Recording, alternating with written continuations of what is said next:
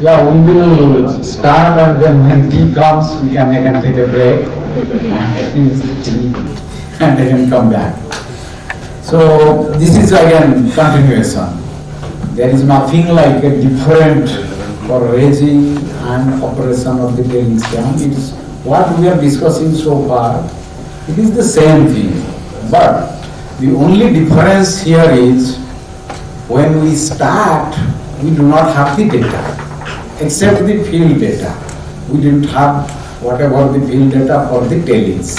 But when we go for raising, we have the data. And then operation part mostly will be operating the tailing dam is the design guidelines, how you follow it, and we will follow that with all our the governance, management, how the later part. Yeah. So, in the raising part, we already have done everything. Like we looked into the environmental, we looked into the water resources, we looked into the pumping of tailings, everything is done. So here the important thing is really the stability part. When we are raising, the main concern is the stability part. So the stability analysis is done, and stability analysis will define how far you can go, because all other factors will remain same. Whether you raise it or do not raise it, all other factors will remain same. Like your surface water management or environmental consideration, everything will remain same. But only changing parameter is the stability. So for the stability, what we have to do, the basic things we have mentioned here. So first thing is the embankment, zonation and characterization, because now we already have a tailings embankment there. There is an existing one, and on which we are going and adding more level to it. So the embankment zonation, like we saw in the design, we assume that close to the slope we have sand kind of like coarse grain material. Then as we go away from the slope towards the pond, we see that it was like coarse grain, then comes like intermediate, then comes like a fine. So we have to make sure that what we design and here we do the zonation, that also matches. And in the zonation and material characterization is very important. So we do that using, like I mentioned, we use CPT, how we interpret the CPT. The CPT interpretation becomes the vital here.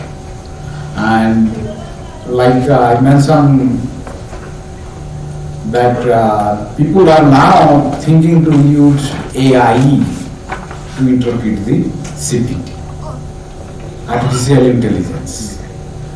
But again, I have reviewed some of the papers and I do not agree fully that AI is the solution, because there is two different things in our all, whenever you do analysis and trying to do artificial analysis, there are completely two different things. One is a deterministic model and another is a probabilistic model, which we call random. Probabilistic model is mainly called random. So the random data and the deterministic data. Definitely what we do, because AI is depend on a model, because you have to develop a model, that AI will do that, and then you feed that model, then AI can do the interpretation. But any data which is random can be developed into that. But any data which is deterministic Say, for example, if you see that in the tailings dam stability analysis, I mentioned that we have to identify the weak zone. That weak zone is not random. That weak zone is deterministic. So, to model that and to predict that is not easy. So that needs all this, like how you interpret the CPT, how your experience, like how much you know that site, it's all depend on that. And in the interpretation of CPT, again, the on-drained shear strength. Always I am focusing on the on-drained shear strength, SU. That is critical. Like forget everything, because when you will see that the factor of safety from the stability analysis, the factor of safety 1.5. How it is? Who said that it has to be 1.5? Somewhere in the past, like they see, because this is all coming. The whole concept is coming from the hydro dam. So in the hydro dam, they found that if you take 1.5, this is good. And in that 1.5, I don't think they were using the on-drained shear strength. Most of the hydro dams are based on the drained parameter. Except if there is a foundation and they know the foundation is on clay kind of material, it is definitely on-drained, and then they will use that.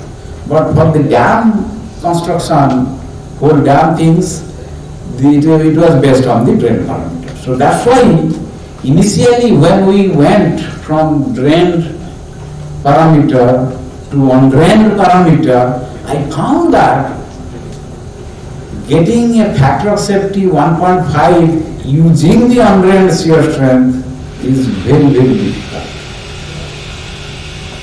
We will see that. That's why we come up with another procedure. No, this undrained behavior, we are saying it is temporary. It's happening only during the construction. But once the construction stops, we close it, we are assuming that it will be like a drained material. That's again all assumptions. So based on that, during construction time, we think if it is a temporary construction, then 1.3 may be applicable. But there is a big discussion on this. But 1.5 is accepted everywhere. Then if it's whether upstream dam or downstream dam or central line, I am focusing the beach width because I have experience. If it is water is very close to the dam, that's not a sustainable dam. We have to have the beach width. So that part also during when we raise it, we have to see that. Then we do the pore pressure calculation. What is the existing pore pressure there? Because that is important. When you are loading, the pore pressure will increase, excess pore pressure, and we have to come up with in the raising. We have to come up with a modeling. What will be our model phreatic surface? Because the phreatic surface, what is now, what will be in the future. Then we do the stability analysis where we set up a geotechnical design criteria, and all these things we will be covering in detail in our tutoring session. Like what's the geotechnical criteria we use, like there will be like a seismic criteria, what should be the factor of safety and all these things. Critical cross section. Again, till now, like we are coming up with a 3D model. But again, I can tell you, I have not yet seen a full-scale 3D model for a tailings dam. So till now, the 2D model is the norm. So when we do the 2D model, so 2D model, like you see, it's a 7-mile long dam. So you go there and get a cross section, one cross section. Even if you take 6 or 7 cross sections, so where you will take that? Like these cross sections represent the whole tailings, it will be difficult. So that's why we say it's a critical cross section. What is the critical cross section? Critical cross section represent in your height is the highest height, because when you design the tailings dams, not that everywhere height is same. It varies, height varies, and also slope varies. So in the critical section, we target the highest height and steepest slope. So that's what the critical section. Again, also we add, if I found higher pore pressure there also. So that's how we, like even if we take 3 sections or 4 sections or 5 sections, we choose those sections depending on these things. Because if those sections are stable, we think the whole dam will be stable. Then we have to come up with the seismicity, and again, till now, still you have to do the limit equilibrium model, because all the agencies and things, they are not familiar with the stress deformation model. But as a consultant, we are now focusing the stress deformation model, because we know it's not the factor of safety which is controlling. Because in the failure we see that is the static liquefaction of the displacement that is controlling. So that you cannot get from a simple limit equilibrium model. Limit equilibrium model will tell you this is your factor of safety, and you are just tick mark that it is higher than 1.5. But the main characteristics can be easily well defined if you do the numerical model.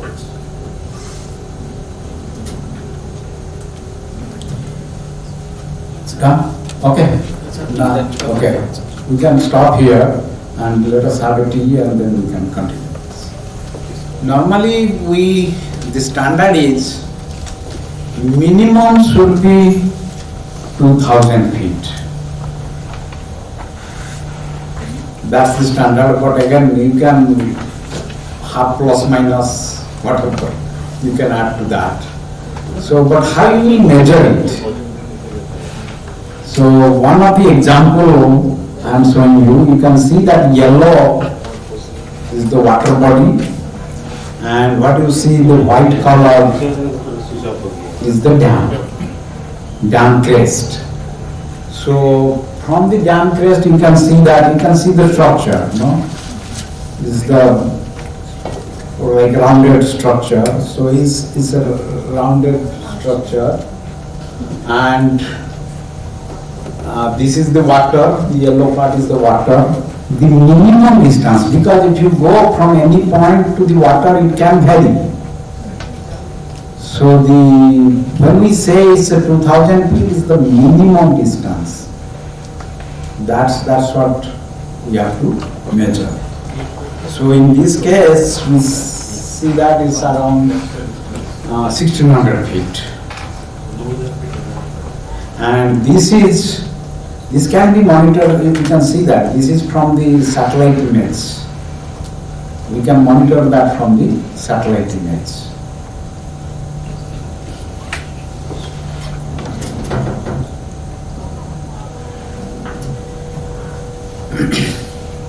Again, this is an example I am showing. Like in the morning I showed you, we model the pore pressure. This is an example how the actual observed and modeled behave. So this is almost 15 years of time we have the data. And you can see that The observed is the blue and the brown is the model. So this, you can see that the pore pressure is increasing up to 2000. Like we have started monitoring 1993. It is increasing up to 2001 and then going down till 2009. This data was collected in 2009. It's going down. So what was happening there? Like they were raising it, but in 2001 they stopped. Their mining operation was stopped. So they stopped putting any further tailings to it. So there was a 10 years gap. So what happened in 10 years is also important. Like we see it is going down, but it is still there. Its pore water pressure is not completely dissipated in 10 years of time. So it may take much more years to attain that steady state. What we are saying, like it's now on drain, and in the future it may become drained. Like that time period is very difficult to say. But this kind of data really helped me to model the load, like how the pore pressure behave due to the load. So we have like close to, I'm showing you only 1 piezometer, but we have close to 20 piezometer data for that facility, where we model it, and based on that model, like once we saw that the model is calibrating well, then we used it for the prediction.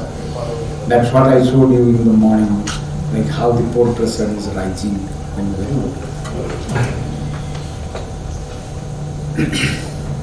Then penetration test. That here I want to show you the raw data when it comes to us is like this. And how you model this is very complicated raw data, because you can see that even in the same level, like say you take it is like 5 feet below depth, there is a big variation. Sometimes variation is more. So somehow you cannot, this has a lot of data in it. You cannot take whole data. So you have to do some kind of data reduction. So what is good, but that kind of data reduction is again vary from person to person or whoever is analyzing the data. That's why CPT interpretation is not, there is no guideline like you have to do interpret like this way, this all varies. So the standard mostly I follow, I take lowest quartile. In the statistics you see the quartile, you have 25%, you have 50%, you have 75%, then the last one. So I took the lowest quartile out of that, like the 25%.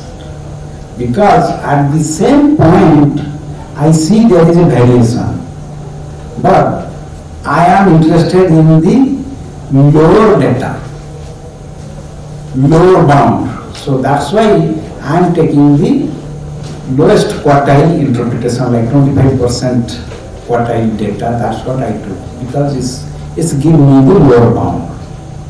So it's a little bit conservative, but that's a thing. Like you have to always see where is that weak choice.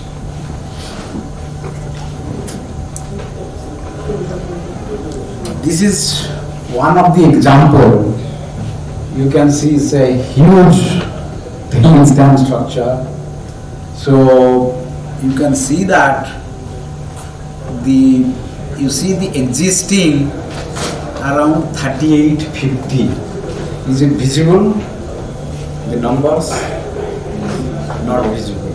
Yes. So we have a highlighter.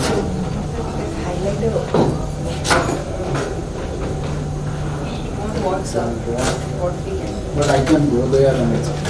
Yeah, or maybe here we sketch this.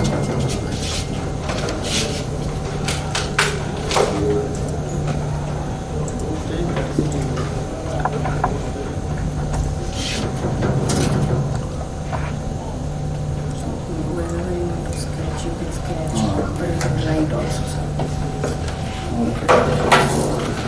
So you can see that this is where my existing. So you can see that this is existing and proposed. This is proposed. So this is like 38, 50, and then we are going up to, here you can see that close to this 4200, this one is the 4200, so very close to, like here is this is this much, it's called 4250, this is the 4250. So this is the existing and this is what we are proposed. That at the end it will go to that level. And the total height at the end will be close to 20. Then you can see this is the pore water pressure we are getting from the model. And based on the pore water pressure, this is the blue line. You see that blue line? This is the model phreatic surface. So that model phreatic surface is coming mainly from what the model, pore water pressure model is telling us. That's how we are developing that model phreatic surface. And then you can see that we have the fine tailings and intermediate tailings and the coarse tailings. So pretty much close to the slope here, we are, this is a very good dam, their construction is very good and we are following all guidelines. That's why this is a very good dam. So here we are using the cyclone and making sure that close to the slope we have all coarse material. So that's why you can see that coarse layer. Then comes the intermediate layers and then the fine layers. So you can see that we have these fine layers, and these fine tailing, these are the very, like I mentioned the weak zones. So these are the weak zones. If you can identify those weak zones, that is the key to solve most of the problems. So in the fine material, the parameters used here, you can see them, but I will again focus on the SU ratio for the fines material, because that ratio is close to 0.25, that SU ratio, and that is very critical, because all the intermediate is like 0.45, which is very high, like you can see that, and that 0.25 also, like we interpreted it based on the CPT, but there is another interpretation which gave me also 0.2, because it can vary, there are so many different interpretations, but kind of I used 0.25 there, and that's how is generated, and more details will follow during our tutorial.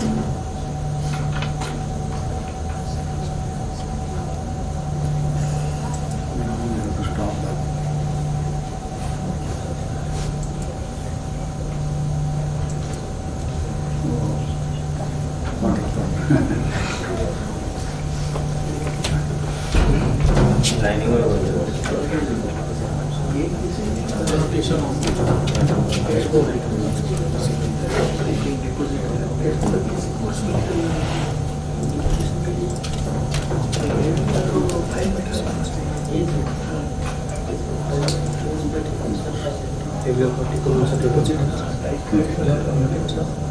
to next. No, I don't know. Go to next. Yeah. So here are some guidelines, like we are saying what is the state parameter approach. So in the literature I am giving you these things like Bean and Jeffrey 2009. Then this normalized cone resistance, how we determine that QTL, coming from Robertson 2016. And what will be the yield stress at critical state line, because that's another important parameter. You can use that. This is till now this state of the art, like this latest models you can use. Again, people all say upstream dam is not good. And again, that's because 60% of the failure is upstream. That's why some countries have already banned it. But I personally do not agree with that. Again, Robert Morgenstern, he is very famous, like in our Tailings history. So I'm quoting his things, quote, "There is nothing wrong with upstream tailings dams, provided the three principles are adhered in the design, construction and operation." So what we are showing here, these are the principles, these are the parameters we have to do. If we follow that, upstream dam is good. I will give you an example where we find upstream dam is a better option. That's why people are saying upstream is not good, but we found upstream come out as a better option. So the three key things: wide beach, good estimation of underhand shear strength, slowly raise it. These are the three key things for the upstream dam. Do not raise it fast.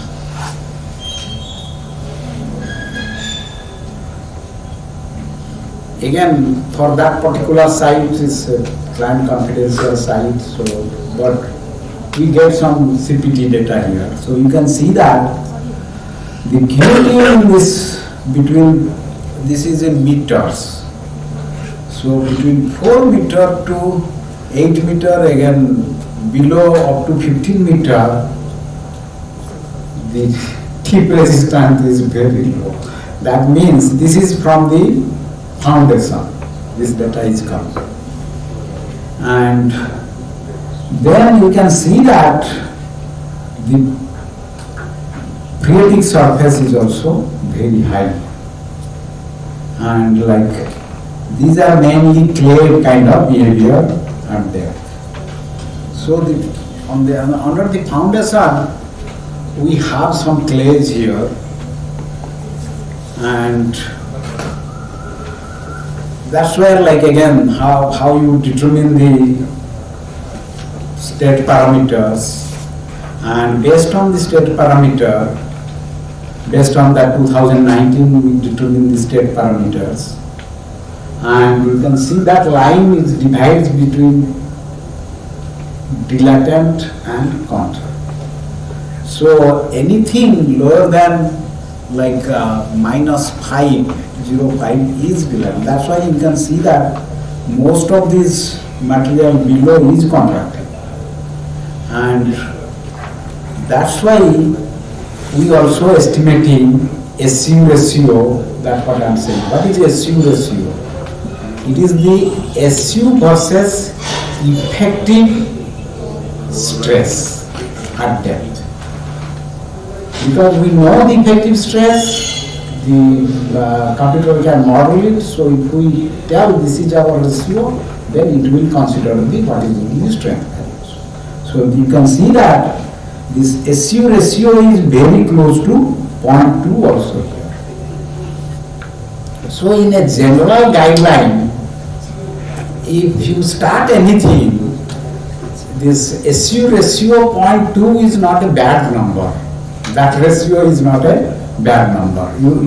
It can be used like you are designing it, you do not have any data and anything, that is not a bad number. But that's the number we are getting again from the CPT. If you go back and we look into the other dam also, there also we got close to that 0.2 things. Again, SU ratio is your under shear strength and effective stress. So, this is the existing dam. You can see that it has a compacted clay core, and then we compacted in the upstream side compacted granular material. What happened?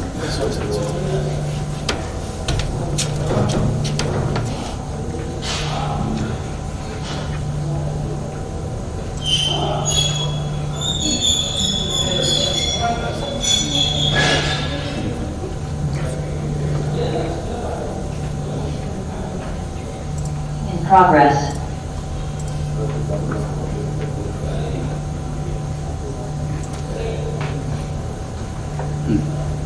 So,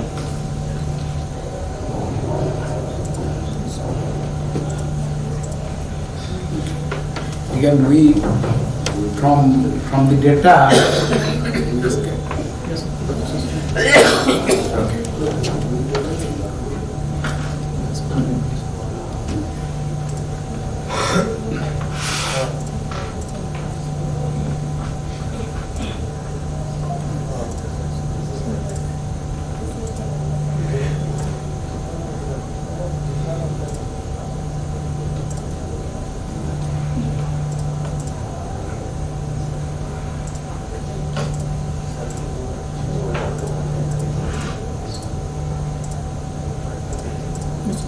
Okay. Okay. Yeah. So here they want to raise it. So what are the options we get? You can see we looked into 3 options. You can have a modified upstream, like you can see we have 2 levels. We are doing that, and mostly on the upstream side we are raising it, and we are putting also a filter to a certain extent. You see there is a filter is given there, and or we can have a central line. So this kind of a central line, or you can have completely downstream. So if you look into that, again I go back to the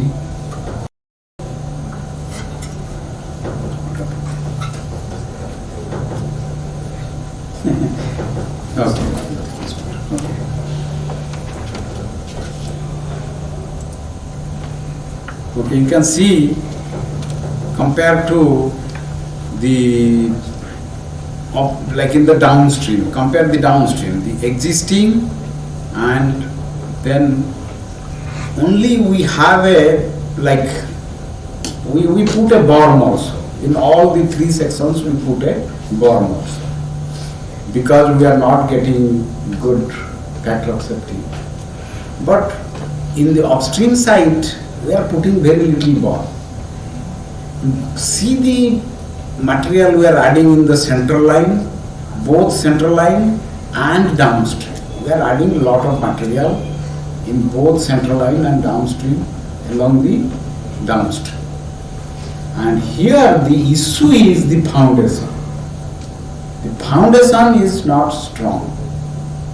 So the foundation material and tailings materials are not different.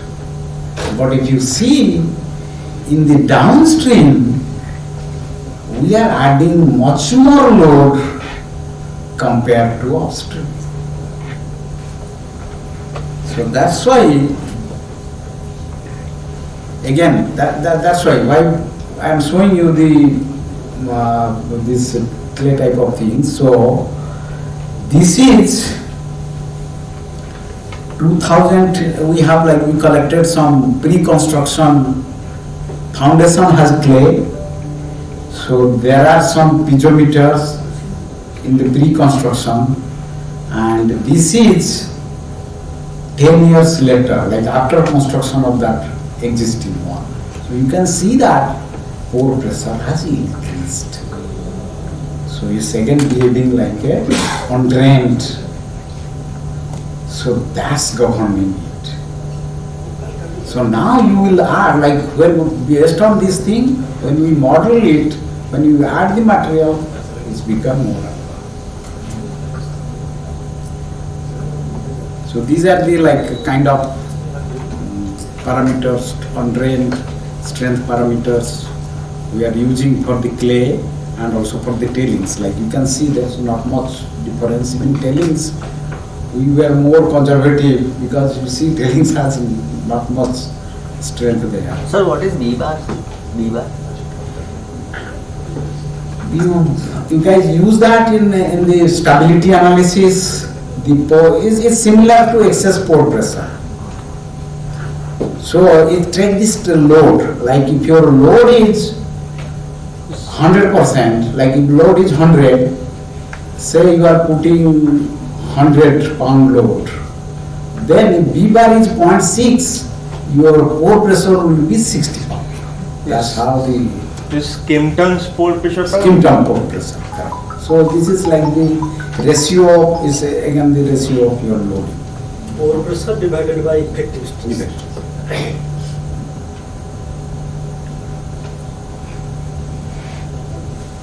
So that's how we see the upstream rays gave us the highest factor of safety compared to central line and downstream. So this is kind of a surprising result. And again, the initial, I am not showing you what is the because of the client confidential. I am not showing you what is the exact factor of safety for the existing ones. But that's called the baseline remediation. So in the existing condition was not that good. That's why we put the baseline like the bomb. That bomb definitely in the limit equilibrium model, if you put a bomb, you will get a little bit higher factor of safety. But this is clearly showing, and I explained why it is. Because in the your central line and downstream, you are really putting more load on that, and that is your pore pressure will be higher, and that will lower the factors. I think that's all for today, and we will continue this discussion in day 4 and day 5. And tomorrow mostly we have some So if you have any questions, please. We are open for questions if you have any, online or offline.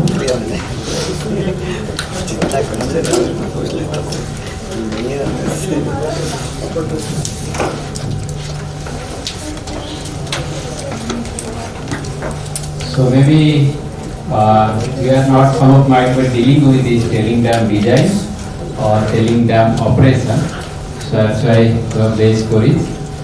But after this, hopefully, because he has said many things about what should be the design, because when you are talking about upstream method, he showed one case. Just to justify, we should not, there is one old saying, people say that the ignorance go by others. The learned people will check and then justify, say that this is correct or not. So for that reason, all these tailing dams are unique. you have to really study it and find out, and at all the end of it, it is pore water pressure. So everywhere where you are seeing that even the breathing capacity was less because of pore water pressure. So this pore water pressure measurement is very important. That's why at least in the when you are talking about this guidelines, they are put a piezometer. So which is also not in there many of the tailing dams in and around. Because this piezometer now at least it has become like a mandatory, many people are putting it, the piezometer. And this will not only help the client but also whoever goes for the design or raising particularly. Most of the issue comes in this for the raising. So for that case only this you see they have got a information for last 10 years. But it will say that we are not had also installed some other time there. So that's why it become more easy or what I will say more appropriate put a scientific knowledge. So in that way only this course as I said may not be, some of you may not be very conversant with it because we are not dealing with this type of engineering in our tailing storage facilities. There it is well developed in the other countries, so that's why they are also feeling confident. Many times what we do, we go by just a chance. Because particularly any season, everybody is apprehensive about the tailing storage facilities. Once the season goes, then we say that maybe it is all over. So we are under apprehension, but slowly I think we have to take some steps in monitoring. At least if you can give sufficient data for the person who is going to design it properly. So then, and another aspect you will see the CPT. And then you will see when you were talking about on-trend condition, there was no phi value, only 40 of CPSCU. So why you are taking CPU? So why it is on-drain condition? That means he is assuming that there is no water is coming out of it as I am loading it.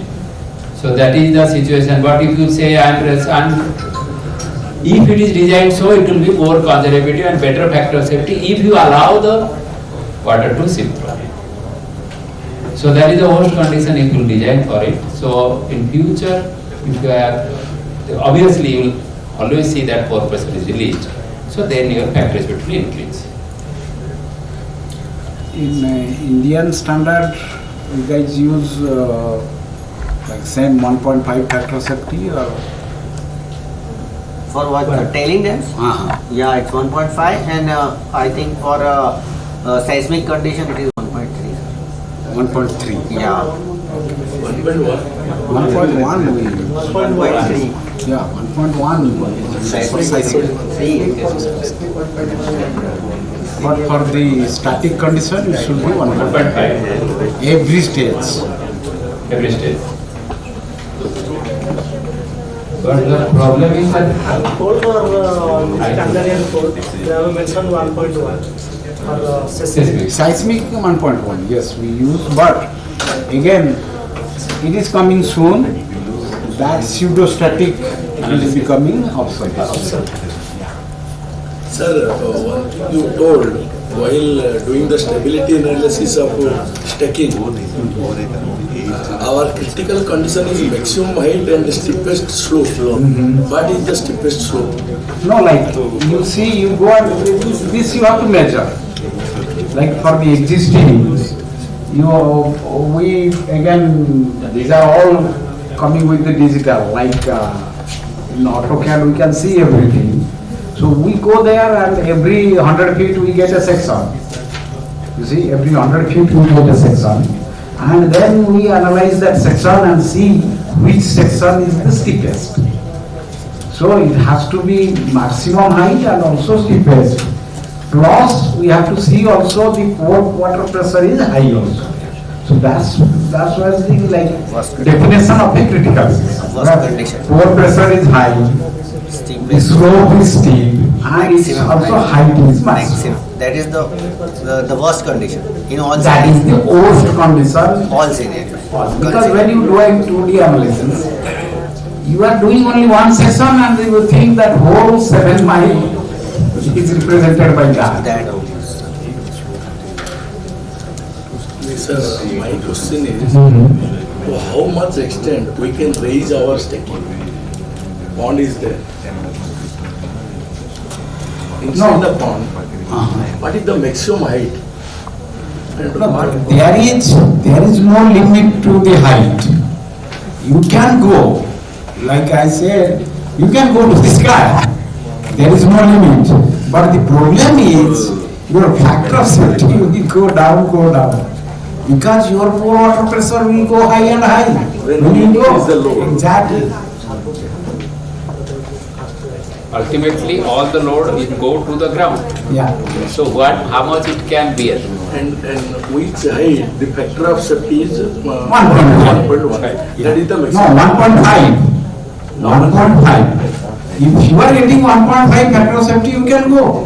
For yes, seismic condition 1.1. Seismic condition At 1.1, same but time we have to check all the things. 1.5 for Static condition. static. static Earthquake condition. comes may once in a while. That's Static what condition. I'm saying, that I'll not focus much on that. I will have a separate System session, one but class is a TSF. there we are focusing mostly numerical modeling. For the earthquake, we are not going with the limit equilibrium model or empirical model. And it's coming. There will be a completely clear-cut guidelines. Don't use pseudostatic that condition. Yeah, it's coming. I am asking any guidelines for, is there any guidelines for a slope to maintain the slope of tailing? Like you One see is to here, three. 1:3 it is given here. So this is basically count out where the vector velocity what you can get. Finally factor of 50. Yeah, no, again, factor of safety is for the construction. But when you close it, because after closure, mostly we follow minimum 3-to-1 slope when we close it. Because of the erosion. Because if it is steeper than 3-to-1, it is more prone to the erosion, soil erosion. So that's why we go with after this closure, it's like minimum is 3-to-1 slope. Is there any guidelines for berm bit? Berm bit. No, that will increase the factor of safety. Again, you see, the slope you will see, suppose why I am providing that berm and that slope. So overall angle decreases. Suppose I have got it 2 steps or 3 steps, the overall decreases. So that is the basic concept. Again, the berm height, berm width, all depend on what is your existing factor of safety. Say your existing factor of safety is 1.4, very close to 1.5. So you don't need big berm or things like simple thing. But your existing factor of safety is 1.3. You need to go for a bigger Or this berm. one is 1.3. We have to back calculate out. You have to see that it is as per the stipulated. So for that, suppose say I say at the end, as I said, put the berm, the limit flow method will show that your value is increasing. So at the end also, at the side of the drain, sometimes also if we say suppose it is falling like this, the slope is falling like this. So here if I provide a berm, so it will also Then what happens? Your failure is extended. That will increase the factor of safety. So this is only for a simple limit equilibrium model showing us higher factor of safety, we are putting the berm there. But again, berm may not work if really it's liquefy. If there is static liquefaction, the berm that case will not work. So for that, what is the solution, sir? For that, then what is the solution? That solution is first you have to identify. If in your design process you identify, then you know why this is happening. If you know the cause of static liquefaction, then you can find out the solutions. But mainly it is happening because of the pore pressure. So you either reduce the pore pressure or stop loading to prevent that. to prevent. Correct. So in liquefaction criteria, berm will not help. So we have to focus on core rotor pressure and increase load. Exactly. These two factors. These two factors, you have to take That care is of. the remedy for us. That's the remedy. And sir, if let us say in static condition we get the factor of safety 1.5 stability, and in seismic condition, let us say we are getting factor of safety less than 1.1. So then in seismic condition it is not safe, but in static condition it is safe. So what should be the? No, that's why, this they are making it obsolete. No more, like, no one will can go there. In future, already they have decided. Last tailings meeting I attended, Yeah. there was a consensus. Yeah. Do not use this pseudostatic. Because this seismic analysis is doing pseudostatic. Yeah. Pseudostatic means because seismic is a dynamic force, but we are providing only a static force. Because F is equal to m into mass into acceleration. Correct. Only we are taking the ground acceleration and multiply the mass. So a force, we are putting a force and analyzing, which is not correct. Because 1929 there was no choice. It was started in Japan and followed by the US, and everybody is still following almost 100 years. So sir, in static condition if it is safe For and the dynamic condition, yeah. what method we follow is the numerical model. We apply the seismic load and do the stress deformation analysis and find how much displacement is occurring. Then we have a threshold limit. If our displacement goes beyond the threshold limit, then definitely we have to do something, because that design is not accepted. So that's the numerical modeling there, like that's a must. So sir, like in seismic condition, if it is failing, then it is considered as safe or doesn't safe? Like In seismic condition, It is it goes less than- beyond our threshold limit of the displacement. Because what we do in the seismic model, we apply the seismic load and monitor it and see how much displacement is occurring. If that displacement is more than what is the threshold, because certain allowable displacement is there always. But if it is more than that displacement, then we have to change the design. we have to change the design. Correct. And so at initial stage when factor of safety, as I asked you, at initial stage, like not for the modeling, numerical modeling, initial stage of the design, if we are doing analysis with the software, GeoStudio and all that, and in that factor of safety for earthquake condition, seismic condition is less than 1.1 and for static condition is 1.5. So that design do you consider as No. in seismic also you want more than 1.1 factor. Exactly. It is But required. that was we are doing in the past. But right now we are going with the model. Model. Yeah, numerical model is accepted. Not the pseudostatic showing 1.1 is okay. There is more important, it's called displacement analysis. It is not the factor of safety. You have to also see that with the stress, how much it is. What happened?